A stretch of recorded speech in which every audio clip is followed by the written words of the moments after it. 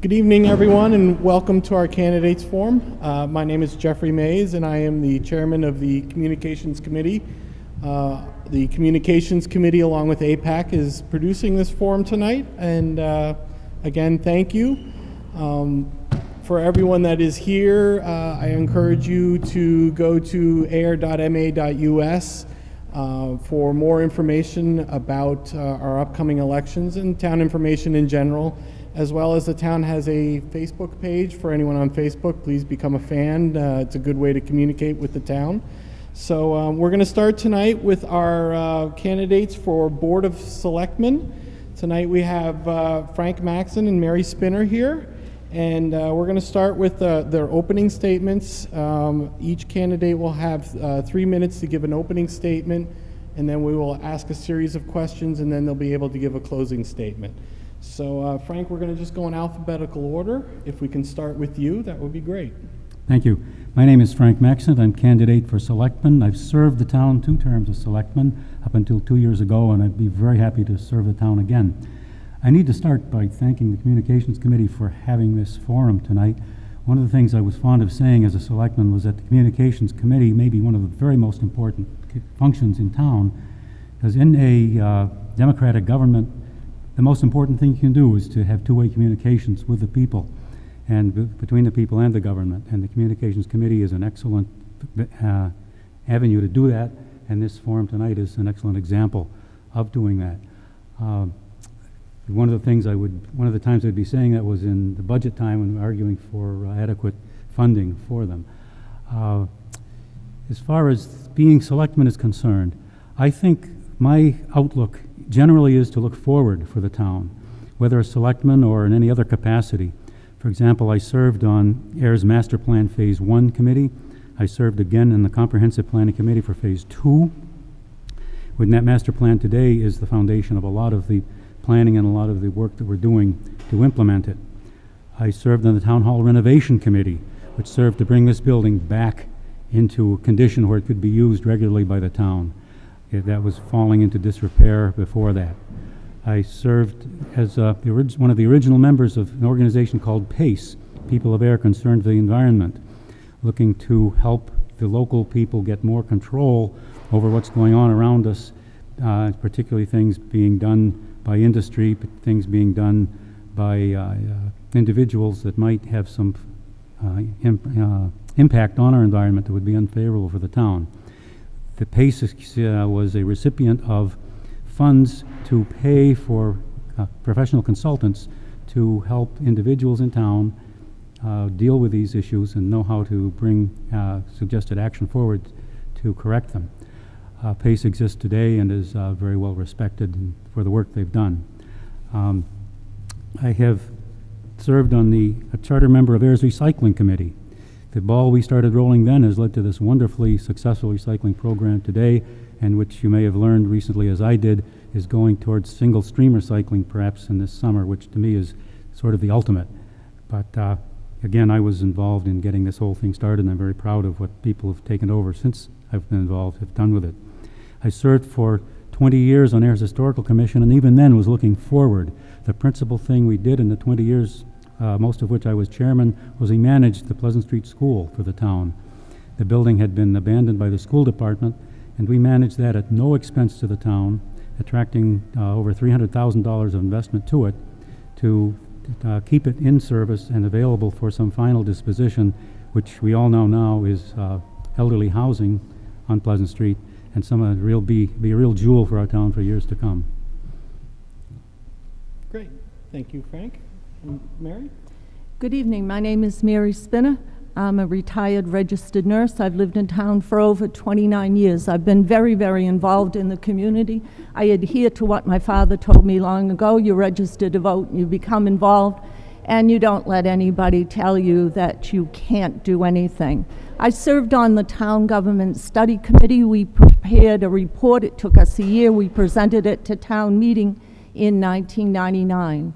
I was 10 years on the Finance Committee, Capital Plan Committee, Board of Health, Insurance Advisory Committee, Water and Sewer Rate Committee, and 2 years on the High School Council. I think I am solidly based on everything that's going on in town. And I think I hold a real distinction. I have been at every single Board of Selectmen's meeting since 1999. So you tell me anybody that knows any more about what's going on in town than me. We have a lot of things going on in town, and I want to be part of it. We're going to regionalize next year the school. It'll be a big difference to the town. They will be a whole separate district. I want to be involved. I think I can serve the town very well, and that's why I'm running for the board. Great, thank you. So on to our first question. We're going to ask the question, and both of you will have a chance to respond. So our first question is, as a selectman, what project or issue would you work towards resolving in your first 6 months as selectman? And we're going to just keep going in order and alternating. So Frank? The thing that's going on right now, which I think needs our undivided attention and uninterrupted attention, is the enhanced parking for downtown. The money has been earmarked for use by the town from the federal level. It must be matched by money from the state level. Pauline Hamel, a former selectman, has been designated by the Board of Selectmen as their representative to Montechusett Joint Transportation Committee meetings, which is where these things are decided and where the ball either stops rolling or is kept rolling. And she's been very, very active in keeping the ball rolling. There's a hang-up at state level. The federal funds, as I said, must be matched by state funds, and the state has been dragging its heels at matching those funds. Right now, we're at the situation where we're trying to schedule a meeting in Boston. We've asked Jamie Eldridge, you may have heard the discussion at the Selectmen's meeting on Tuesday night, to get us an opportunity to talk to the people who actually make those decisions. This is the project that I think would demand our most avid attention for the immediate future. It appears to me as though the state has promised maybe $100 million various places. They have only $50 million to give out, and it's definitely squeaky wheel gets the grease time, and I think we need to be a squeaky wheel to get this project to continue forward. Thank you. Thank you.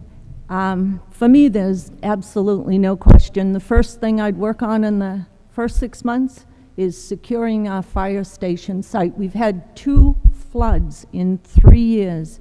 We've had thousands of dollars worth of damage. I don't want to hear anybody else say to me we shouldn't have built it there. It's over. It's done with. Get over it.